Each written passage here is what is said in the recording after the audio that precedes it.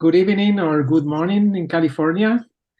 I have the pleasure to present Johnny Reinhardt. Johnny Reinhardt founded the American Festival of Microtonal Music, AFMM, in New York City in 1981, and continues to direct the AFMM concerts now on the internet over YouTube with its Microtonal Vision channel.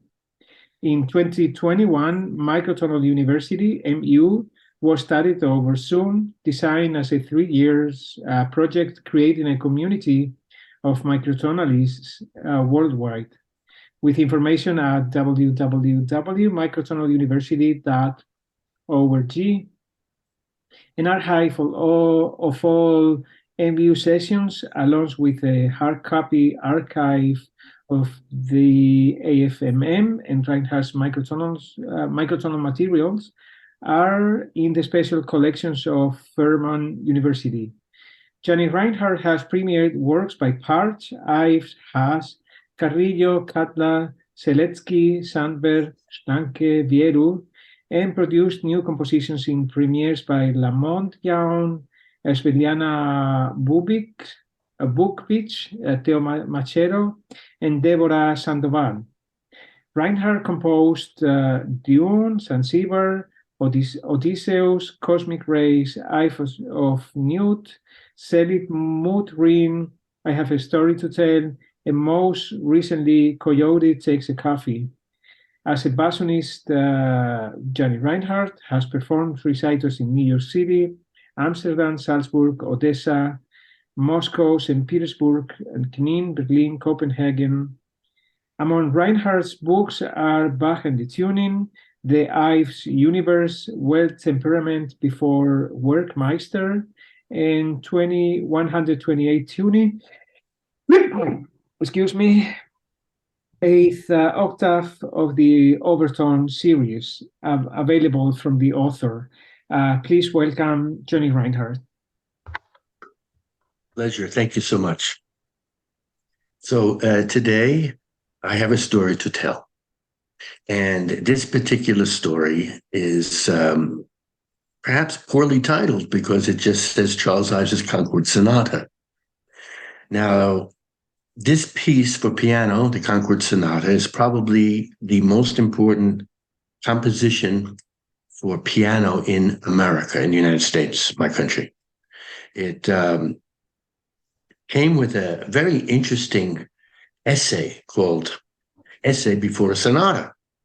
And you have to ask yourself, why would he have written Charles Ives' Essay Before a Sonata? The piece, the Concord Sonata, had already been performed.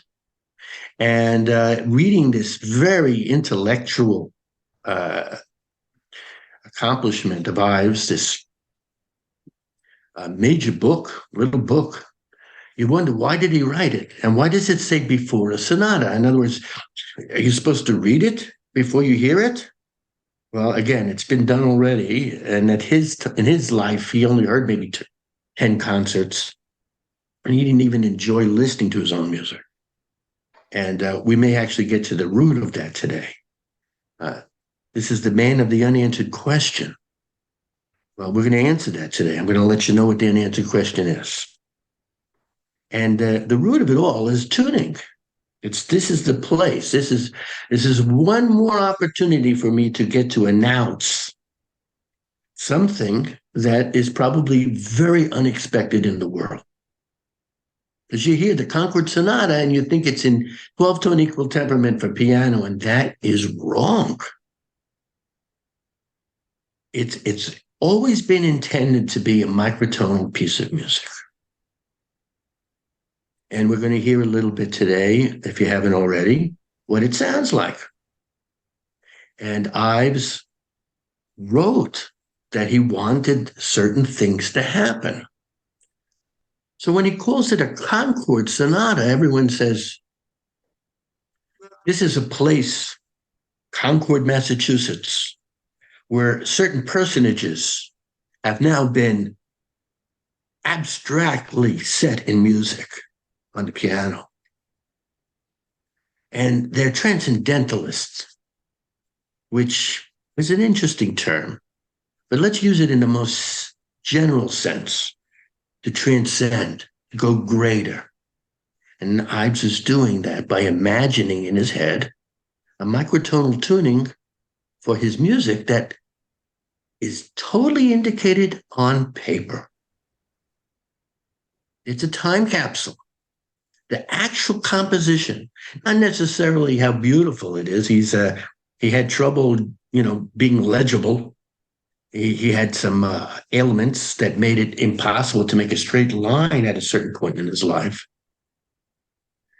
He had his wife, who's conveniently has the first name Harmony, and his adopted daughter answer his letters for him because he stopped writing. So he's already a very interesting figure. He's a self-made millionaire in life insurance, so he's setting up his commercial life to be about the future, just as his music is. And he has clues all over the place. So part of the story today is nearly impossible because it's got to be in a book, and the book is going to be published by Vision Edition in Great Britain, October 1st. And the first chapter of the book, which is Charles Ives, Microtonalist, is already published by Iconi in Moscow. And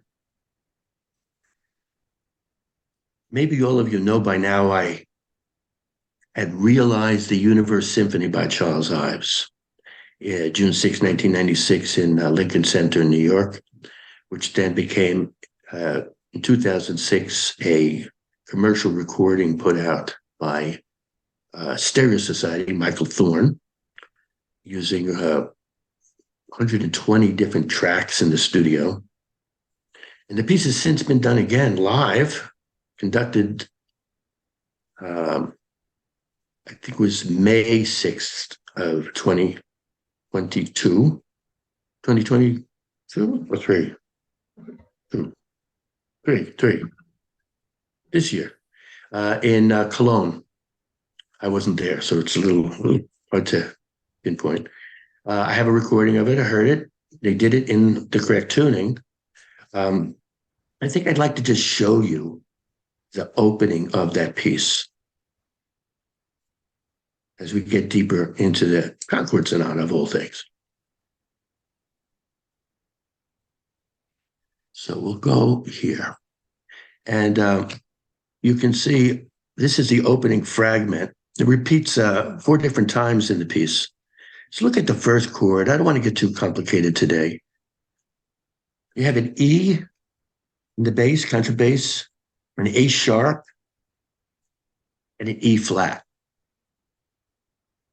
And that's kind of key to the whole thing, because he has mismatched accidentals that happen simultaneously. Now, that doesn't happen anywhere else. It's really Ives. Ives wrote this, and it's, out of the context of what I'm talking about today, it makes no sense at all. And it's easily missed by anybody who would be reading or calling themselves an Ives scholar. He says, and this is in his Essays Before a Sonata on the Concord Sonata. He says, perhaps there are flashes of light still in cipher in his handwriting. And let's look at his writing of his music as for us, because he had a kind of encyclopedic mind, perfect memory. Lou Harrison said this. His best friend was Nicholas Lenimsky, with also perfect pitch. And not saying Charles Ives had perfect pitch, but he had an encyclopedic memory, who famously wrote an encyclopedia about musicians, music and musicians, makers. And that's partly what got them, I think, so friendly, is they had similar minds that way. It says, perhaps there are flashes of light still in cipher. That means for us. Kept there by unity, meaning there's a certain consistency. And that's the perfect fifth. He liberates the perfect fifth historically as a pure 3/2. Before Charles Ives, the fifth is flattened through temperament. So that's maybe only theoretical because he couldn't really accomplish that in his lifetime. And he was very well aware of that. Kept there by unity, one perfect fifth stacked over and over and over again.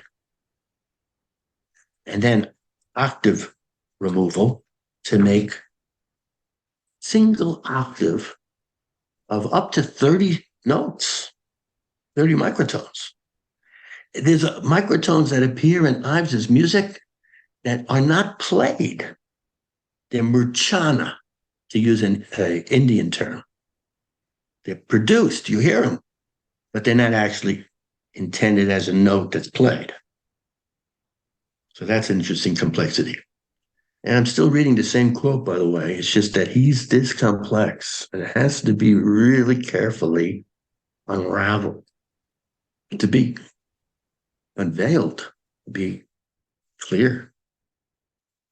Kept there by unity, the code of which the world has not yet discovered. I'm going to say that's what I got to do. It sounds very funny, Vittel's laughing, because, I already had done this in the Universe Symphony. And, when it was played again this last year, it was still done in the right tuning. It has to be. How are you going to play an A sharp, an E flat, and then, the E natural at the same time in equal temperament?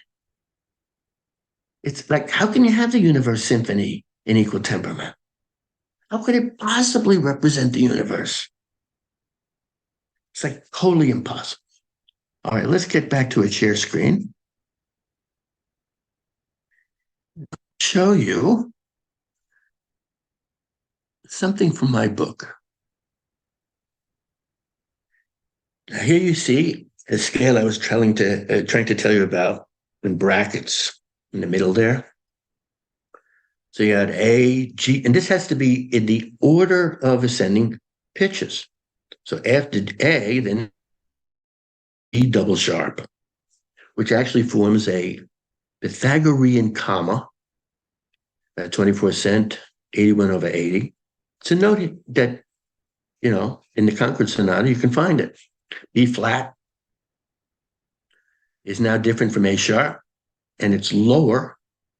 So you're not following the rules of just intonation, you're following the rules of the spiral of fifths. And actually, I would call it spiral of fifths tuning. I wouldn't call this extended Pythagorean tuning. And I'll explain why. Just take a look at this, because I don't want to read all these numbers. That'd be silly. And then, of course, this third column, why do I say column? A third line, are the ratios, actually the harmonics. You see some are in italics. It's explained here why. They're less than an exact by either a schisma, which is about 2 cents, or up to 4 cents. So essentially, every one of those notes has it's 3-limit just intonation, if you want to call it that. I just don't want to call it Pythagorean because it's not really based on the past. In fact, a very interesting thing just came up with today, actually, is that, Ives had a kind of aversion for the pure major third, the fifth harmonic, 5/4. He thought it was a lazy sound, easy to hear, but he called it the do mi so sound. And he made all these kinds of disparaging jokes about it. And because when he wrote, he preferred to use actually the ditone, which would be like a 408 cent major third. And, he doesn't have to use it. He could use a Pythagorean variant that's 384 cents instead of 386 of the pure fifth. But he doesn't. He just, it occasionally does show up in his music for sure. But in the third movement, the Alcotts, the Concord Sonata, the most, at least to the eye, when you look at the paper on the composition, it's like normal music. You see like what looks like a triad, except that the third is not a third, it's a ditone. And, I remember some individuals getting a little bit fronted by that when I presented it to them, because they said, oh, why would he use that? The ditone. Of course, ditone has a very bad reputation in history. And Ives has got no concern for that at all, because Ives says that's just rules. The difference between me and Bach is that Bach didn't do what I do. Or like, what does the plagal cadence have anything to do with nature? In the sense of what nature has to offer. Why is the 2-to-1 any more natural than the 99-to-1? Which would be a 755-cent fifth, raging fifth, not even close to a sharp fifth, except a very interesting interval in its own right. So some of you may know I've worked with the harmonic series when I spoke about 128 tuning at a previous seminar here. And there's some very interesting corollaries with 128. One thing that's very interesting we came up with recently is that the fifth has a quality of sound, and certainly in the spiraling of it, spiraling fifth quality, that's kind of crystal-like. One friend of mine, Marcelo Toledo, told me he felt. It has also, I was saying to Vittel recently, a chime quality. And I meant chime in a very specific way. I meant the English sound of the word chime as onomatopoeia. So you go, chime. It's almost the sound of the fifth. It's a kind of hollowness to it, maybe with the strong vowel I. And a lot of our English, I'm saying very specifically, these words are onomatopoetic. Like, for example, bell. B is the strike of it. L is the lingering of it. L is the transmission from the first to the last. Or gong, same thing. I mean, whether we do a little ethnomusicological study on this someday, that's another thing. But, it's the factor that the spiraling of fifths gives this chime quality that the whole measurement of consonant and dissonance becomes moot. There's no dissonance in that sense. In the Ivesian sense, dissonance is temperament. Dissonance is the dirt on the purity of his conception that's totally in his head. But not in his head like we say, like he's crazy. Crazy like a fox. So he creates this whole time capsule thing. And his whole life is, in and out, escaping, live concerts. Oh, I'll hear it at home on the radio. Stands up at a Ruggles concert, take your dissonance like a man. When in fact, the dissonance is the temperament that he's suffering for and wants everybody to have to deal with it too, because, and look, there are modern theories. I mean, Loudon Matthew comes to mind as having a theory of most people, not us necessarily, but most people taking equal temperament on a piano and they hear it as just intonation, in the sense that they hear it as the best example of a good sound that they could possibly hear. So a lot of people in the period of Ives thought that consonance and dissonance were moot, not just Ives. Henry Cowell felt that way. Arnold Schoenberg felt that way. But they don't all necessarily feel it for the same exact reasons. Big distinguishing factor for Ives is his tuning is the removal temperament.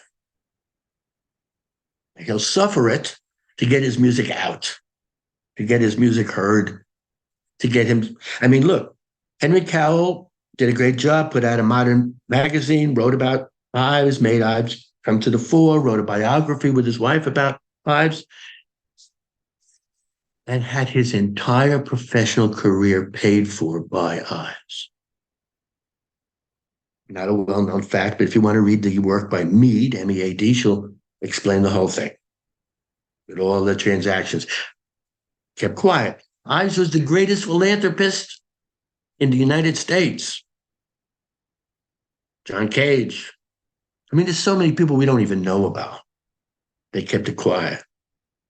He kept contemporary music going. He made contemporary music go. But in his head, it's a little different. Let's listen again to some music, because otherwise it's just theory. I'm just talking. I'm sorry, hit the wrong button.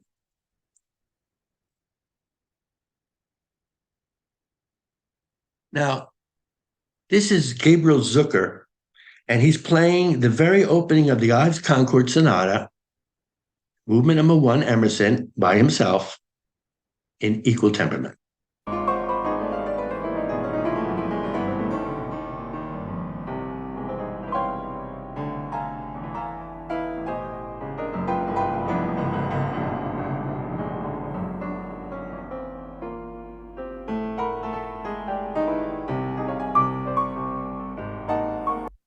Okay, now let's try a different version of that same piece. It's still Gabriel Zucker, but this time it's Erica Hoki next to him. Excuse me, Dohi, D-O-H-I. She's playing a second piano, excuse me. The two pianos do not share any notes in common. Okay, this is the Concord Sonata. They do not share any notes in common. The first piano, all the white notes are just the diatonic notes of the spiraling fifth tuning. The chromatic notes are all the sharps. And Erica, the chromatic notes are all the flats. And the what would have been the diatonic notes have all been replaced with like F flats and E sharps and C flats, double sharp here and there. So a different situation. None of the notes in common.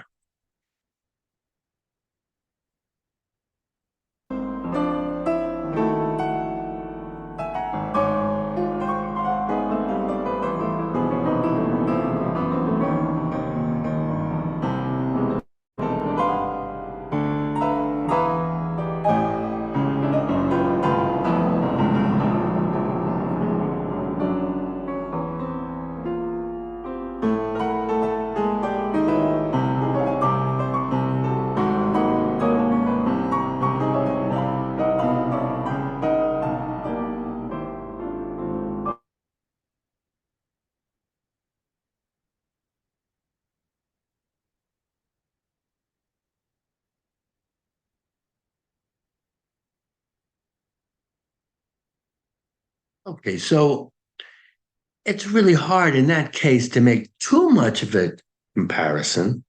The first one is sort of like contained. After you've heard the second one enough times, the first one in equal temperament is quaint. You don't hear it the same way anymore. With the two pianos, you can't hear it's really two pianos. If I took the picture away, you just turn away, it sounds like one piano, except you have more notes. And in the very opening of Emerson's probably not the best place even to make a comparison because of the complexity, the loudness of the playing.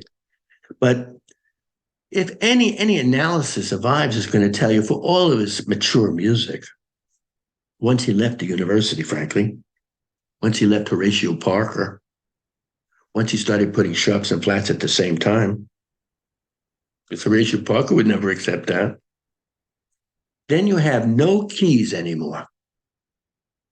Forget it. F sharp major.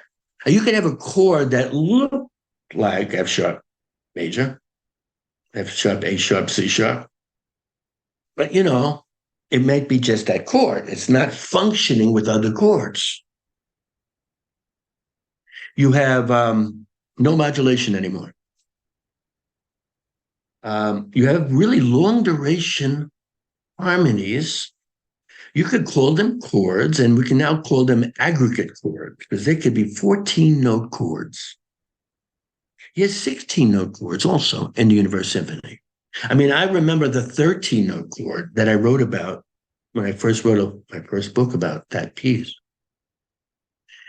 And, at the time, a musicologist thought that Ives made a mistake. And this was a chord that was written in letter names. So, why would you write a C sharp and then write a D flat? That's obviously he made a mistake. What a horrible mistake for Ives. He couldn't spell the right note right. He had to spell it differently, right? No, it happened to be a 13-note chord, but then there's also 14-note chords, 15-note chords, 16-note chords. What do we call them? How do we analyze them?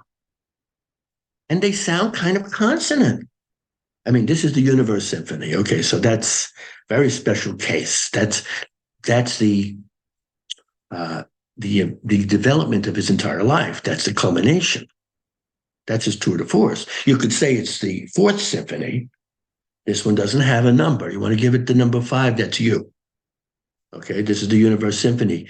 The opening chord, when the full orchestra finally plays, that's after the first 30 minutes of the piece, after the Pulse of the Cosmos has 3 opening cycles.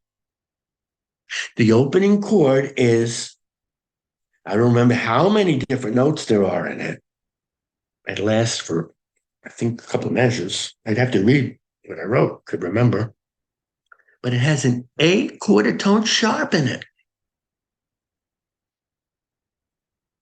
50 cents up from A, on top of I'm going to call it an aggregate chord. Aggregate, I used to call it constellation, but then I'm making up my own word. So aggregate is a word that's been used in different contexts. John Ron, apparently. I know the John Cage version, when he's talking about the aggregates that make the well-tuned piano, where you put, erasers and various implements inside the piano, and you get a harmony that's quite not equal temperament, even if it is an equal temperament piano. These are aggregates because they're sounds put together, summation, they're added. So in that sense, he's just adding fifths. He's picking which ones. And he's going from a conscience that any combination is acceptable. And he mixes them up beautifully. And he comes up with, when you look at it this way, even in the Concord Sonata, even in String Quartet number 2, which are all pieces that I've done this way, unanswered question as well, you always can see his brain working. Like, I'm going to add up these notes. Let's see what happens, And now I'm going to put them upside down, and he'll come up. This one's going to be all kinds of weird sharps, double sharps. He'll come up with these incredible patterns for uniqueness in these aggregates. That now you have to say, well, how can I look at earlier analyses of this in equal temperament? And now I'm here to tell you can't. They don't work. They work if you're going to play it in equal temperament, but they don't work if you don't. So that's a kind of a harsh thing for me to say right now, but it's like irrelevant until we can hear it like we just heard some of it. And you have to hear the whole thing. And you have to hear I'll give you another example, just because that opening is just not enough by itself.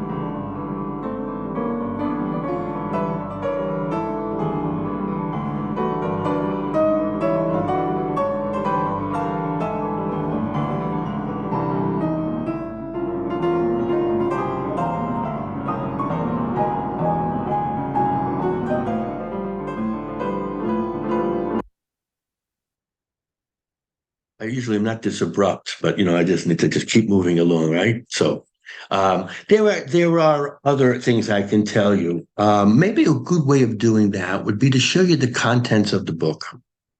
That might be a very interesting approach.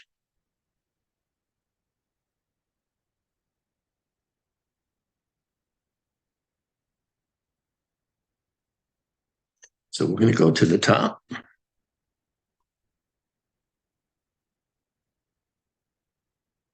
And don't look for a second because you'll get dizzy.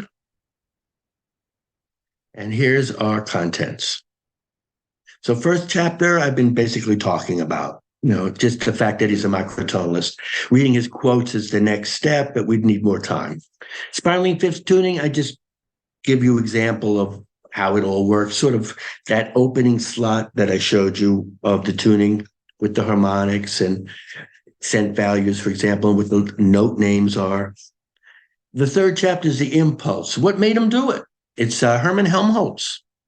That's what made Harry Parch do it. Seeing him in the same sense as Harry Parch is a very interesting thing. And then, of course, I give microtonal evidence in myriad compositions by Ives. Let's take the unanswered question. Bum, bum, beam. Starting with two minor thirds. There are two different minor thirds in the system. The fact that you have two, that's fascinating to Ives in that famous melody. So, which one should I use? How should I end it? Should I end it on the same note I started? That's how he originally wrote it in 1906, and he decided against that later. Because that's not a question. Ask a question where the last pitch is the same as the first. Sounds like sing-song. It's not a question. So he then raises it to the next note and then the next note, and he vacillates between the two. What's that? Another unanswered question. Macrotone analysis of the Concord Sonata. I'll go through various chords, especially in the third chapter, Alcott's. It's the easiest one to do. It's so clear. He even has wonderful counterpoint sessions, just two lines against, two different lines against each other. So it's not triadic. Triadic is a kind of a long term anyway. That's just by coincidence. Dissonant counterpoint. I want to talk to you guys about that. Changing Ives's notes. That's what people were doing. That's what John Kirkpatrick were doing. Ives is like furious. He wrote to all the publishers, stop changing my notes. Made him furious, just furious. Because it made it that what was in his head was wrong. Musicologists stage a coup. We could talk about that. We may not have time, but musicologists were upset that he was changing things, changing notes, changing the years of his pieces. And then a certain Maynard Solomon decided to attack him. And then that went with the New York Times, and that went with somebody in the New Yorker. And before you know, Ives is a cheat, when in fact all he's doing is living up to his tuning in his head.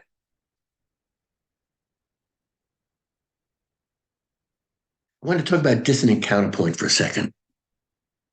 It's a camouflage of what he did. There were really good reasons why it took over 100 years, and he said it would take 100 years. Dissonant counterpoint was invented by Charles Seeger, Pete Seeger's father. He was, he had a student, Henry Cowell, who basically took the ball and ran, as we say. Dissonant counterpoint is sort of like the opposite of counterpoint as it was inherited in the tradition. You go, you end on a skip. You're going from dissonance to dissonance. And so if you were to write dissonant counterpoint, you would put sharps and flats in the same melody. You would not put it, however, into a vertical simultaneity. That's the distinguishing factor. So otherwise, it's camouflage. It just looks like it could be dissonant counterpoint. Who does dissonant counterpoint besides Henry Cowell? Lots and lots of people, and not just Americans. It went to Hindemith, it went to Schoenberg. In fact, serialism could be thought of as a form of dissonant counterpoint. because Ives could interlopate C sharp and D flat, if that's even a word. He could like just switch, for an emotional character in seeing it differently, even though it's equal temperament. So it would make you think, oh, Ruggles, Vivian Fine, Charles Seeger's wife, was a disciple of Cowell's. So many important composers were involved in this idea. Henry Brand. I mean, Wigglesworth, Frank Wigglesworth. There's so many individuals that were part of this movement of dissonant counterpoint. So you would just never notice that Ives was different, right? Ives used this unusual term for non-microtonalists. So that's nobody here, okay? Don't be offended. A Rollo, Rollo. So Rollo makes money makes money from universities and colleges teaching what they think to be natural laws of music when they're handed down rules to Ives. So Rollo, he'll use that term. There's so much almost kind of noise to symbol, so much interference. In reading Ives, it's like the way Ives writes is like very talky. And, being an American does give me some insight. Even in publishing his words, like the memos were basically his writings. John Kirkpatrick, as he changed notes, and we actually will print a actual interview with John Kirkpatrick by Carol Barron that will demonstrate that he changes notes. It's as if I was indicting him on a felony charge, which is so current these days in my country. So I could say that Ives is just not like anybody else. Everything about him is so unusual. If you believe what you heard, I believe you'd be wrong. So I can hope to, my book will make a difference. I said I would tell you about the musicology stage of coup. I should tell you. I shouldn't leave that hanging. It's very particular musicologists. It's members of the Ives Society in the period where it took place, the 80s. Maynard Solomon was basically encouraged. Maynard Solomon was not so much a musicologist. He had a bachelor's degree in English and music, ended up teaching at Juilliard in musicology. And he recounts the story of a young Elliott Carter who was hanging out in Charles Ives's living room on East 74th Street in Manhattan. He was 21 years old. 50 years later, he remembers to tell this to Vivian Perlis, puts it in a book, Ives Remembered.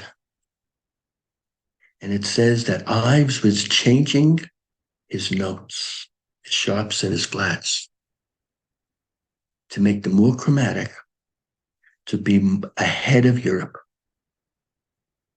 to be more dissonant than Europe. And not only that, he was changing his dates to look like he was earlier than Europe. They had to be earlier than Stravinsky, earlier than Schoenberg. And he was a liar because he heard Schoenberg and Stravinsky and he knew everything about them. And this is his bad deed. But none of this is true. If you're changing a C sharp to a D flat, well, you want to make it consistent with your theory of spiraling fifths tuning, and that's what he was doing. And do you write the year before, when you first started it, or when you finished a piece? Or does that even matter of a difference of 3 years? Who does it matter to? Musicologists. Musicologists got to figure it out. The rest of the world couldn't care less. Musicians couldn't care less. In fact, musicians were Ives's biggest supporters. Leonard Bernstein, biggest supporter. All of these musicians were big supporters. It's like they're not listening to anybody else. They're not really even listening to the press. The press joined this conspiracy. Conspiracy is a whole chapter. You can read it. There's names, there's dates, there's places. Strange, huh? So Ives got buried. There are reasons we don't know the things I'm telling you today. And frankly, the book is not long. It'll be very easy. It's not anything like I've written before. Let me just tell you a few other things that have happened before, because basically, I think we're good. I think I covered pretty much everything I wanted to cover. And just let me let you know about Mikrotöne University is going into its third year. And that's where I met Witold. And Witold, and actually, we wrote a book together, The Well Temperament Before Klavier. Excuse me, before Werkmeister. It's hard to talk this morning.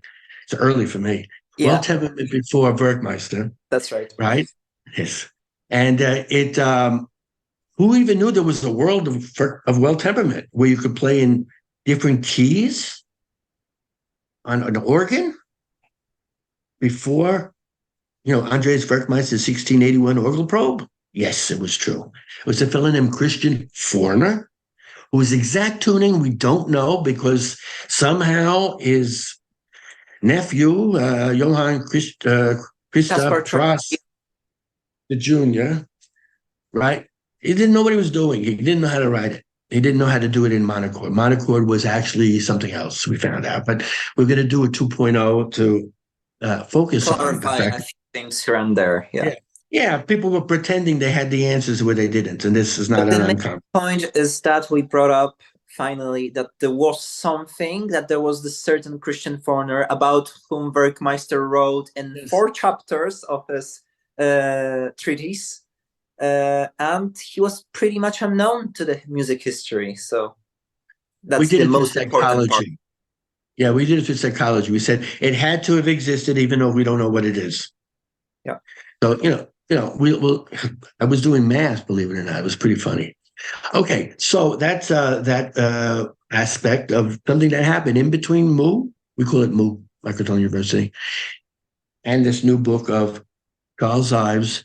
I call it the transcendental tuning of Charles Ives, because it's the actual tuning that transcends you. And there's no dissonance. I mean, you heard the Ives that I was playing. There's no real dissonance there, right? You're hard-pressed to say that's any more dissonant than anything else. And that's where you start to realize equal temperament was the dissonance. Sometimes it doesn't make that much of a difference in the music. Sometimes it does. If it's the string quartet number 2, are they angry, these 4 players? Are they conversing in a different way? Yes. It's, there's so many different angles to it. Sometimes it matters more than others. Yes. Could you do a bunch of piano pieces where you did it with 2 pianos? No, because sometimes you'll have a piano that uses C doubles. Excuse me. What was the note? I can't remember. A double sharp. There's no A double sharp in the Concord Sonata. But if you want to play celestial, what's the other word? I can't remember. Celestial Railroad? Railroad, thank you. If you're going to play Celestial Railroad, you're going to need an A double sharp twice. Johnny, and if I may add, also in the Concord Sonata, you have cluster chords. Once they are only all sharps, and on the second occasion, they are all flats in the Concord Sonata. Yeah. So that's another indicator. Well, there's so many indicators. And everything he says is consistent. Go back to that first quote. I'll read it straight through this time. Perhaps there are flashes of light still in cipher. That's in his writing, in the music. When you see those notes, you see that octave of A double sharps. That's in cipher. I shouldn't have said that, right? Perhaps there are flashes of light still in cipher, kept there by unity, the code of which the world has yet discovered. Thank you very much. Do you have any questions, comments, thoughts? I'd be happy to hear them. Wow, thank you very much, Johnny. Bravo. Oof, yeah, the only thing Wadi was asking a few minutes ago for the link of the book. I mean, if you, or maybe we talk. You can write to me privately and get a copy in advance of the published book, which is in October. Okay, yes. So I probably Wadi already heard it. Yeah, so does anyone have any questions, please? Okay, yeah, he got it. It's kind of shocking, right? I mean, I expected it would be. I love this opportunity, Agu, to be able to bring it to the world as a thing, to bring it as a. Of course, there were hints of it with the Universe Symphony, and you'd think, oh, yeah, but maybe it's just that piece and nothing else. But it's everything. It's all the music. It's the piano music. It goes right to the heart that it's the Concord. Yes, Gertrude. Okay. I have a question concerning Ives himself. You said in the beginning of your presentation, or did I understand that wrongly? He did not enjoy listen to his own music? Yes. On various occasions, he'd be invited to hear his music, and he turned it down. I found a quote by his brother Moss Ives. Moss was writing religious parables that different ministers would take it upon themselves to actually present to their audience, their church brethren. And he didn't want to be there. He didn't want to hear it. He would say, just like my brother Charlie, we don't want to hear other people interpret our own stuff, and to play it in equal temperament, to distort it. It's like one of the techniques Ives used is dynamics. He would do triple, 4 pianos. He'd get piano C on these incredible aggregate chords, for example, in Central Park in the Dark. And so, it's clearly not equal temperament with so many mismatches in the vertical harmonies. And the only way he can stand to write it is to make it soft. And maybe a live performance where you could finally do it in the right tuning, you might raise the dynamic just a hair so you could hear that. And there's so many other examples where he uses the dynamics that way. So dissonance is dynamics often for him. He can definitely use loud versus soft, or contrast. I mean, using dissonance in the sense that you hear different things and you don't hear one thing. It's this idea of distraction, but the harmony is all consonants. So he basically is famous for that. Leonard Bernstein did everything he could to get him to hear his, I guess it was the Third Symphony. And I said, no, I'll hear it at home on the radio. Because it was tough. It was just tough for him. And all the quotes, you can't believe how many quotes there are in so many sources. They're all supporting what I'm telling you today. And you have to ask yourself why people didn't listen to what he was saying. You could say they didn't understand, or couldn't possibly be possible, or didn't even show on the radar. And even Harry Parch was aware of what Ives was doing and was impressed by him, but saying that Parch doesn't imagine himself to have such incredible pitch memory as Ives. Yeah, a nice quote we found in a very rare place, where Harry Parch says, I am no Ives. Yes. I am no Charles Ives. I have to hear instruments play my music to know what it's going to be. I have to have a concert coming up so I can prepare something to happen. Otherwise, I'm not going to compose. And here's this insurance guy writing and writing and writing. And it's just in his head. And he says, well, for the future, here's on paper. Or, I need some live concerts, or Henry is going to help me, And Henry, by the time the biography, he's misrepresenting Ives completely on the Universe Symphony and saying it's idea music, not to be heard. And saying, I couldn't do it. Where Sidney Ives, his wife, is saying, he wouldn't basically even do it because of his ego.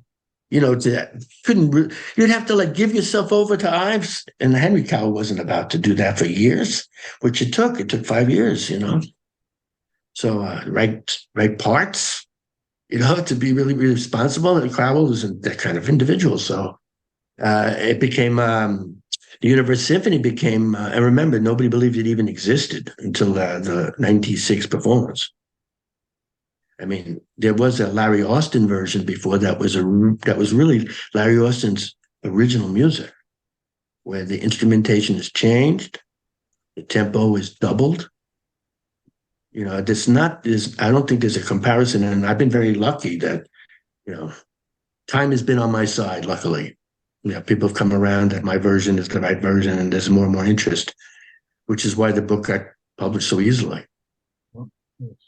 Right? The other book wasn't published. At the time, the Ives people certainly didn't want to publish it on the Universe Symphony because they didn't do it. Right? Academia is very interesting. And the Ives situation is such that all the scores were divided among all different publishers. No one publisher for Ives. And the Universe Symphony was supposed to be published by Peer Music, and they ended up giving it up, which means I have control of it. Hasn't been published yet, though. But there is a score. If somebody wants it, you come to me directly. Okay? Any other thoughts, questions, comments? My suggestion is come and listen to the music. Listen to the Concord Sonata for a piano piece. It's available on Microtonal Vision YouTube channel. But I gotta say the sound is less compressed in the AFMM because it's still there.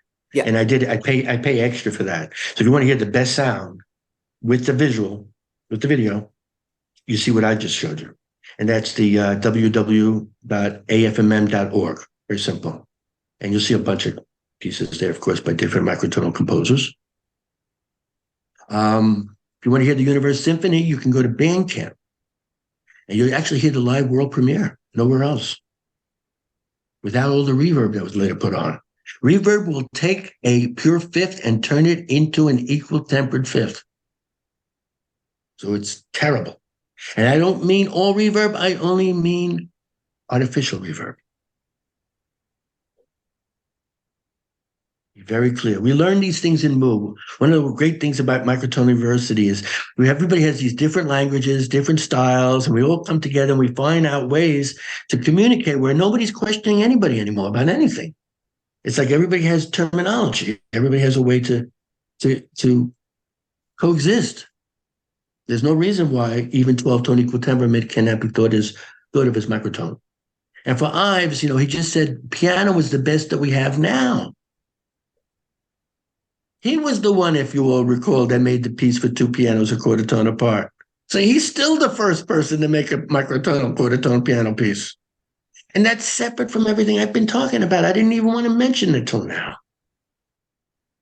Right? And we could talk about details in the tuning of that because it's not equal 24 EDO either. That's a totally different conversation. Could be its own lecture. So thank you all very much. I mean, I don't want to keep you late. Thank you so much. So we're closing with a wonderful masterclass. We talked about this piece. I learned a lot, and this is always mind-blowing. And so if there are no questions anymore, we will close day one, and we will continue tomorrow. It's been a great pleasure to have you with us, and we're closing our day, and you're starting, so you have a wonderful day. Enjoy cooking for your grandchildren, and see you soon, Johnny. Take care. Thank you, and good luck. And try to have a great time with Story to Tell. Thank you. I sent you the link for Sunday, I believe. Otherwise, the link for the content. You can. Okay, good. Sure. Excellent. Thank you. We'll all watch it at MOO. We have a whole Sunday all set for that. Wow. A pleasure to hear. Okay, Johnny, thank you so much. Take care. Bye-bye. Bye-bye. Bye-bye.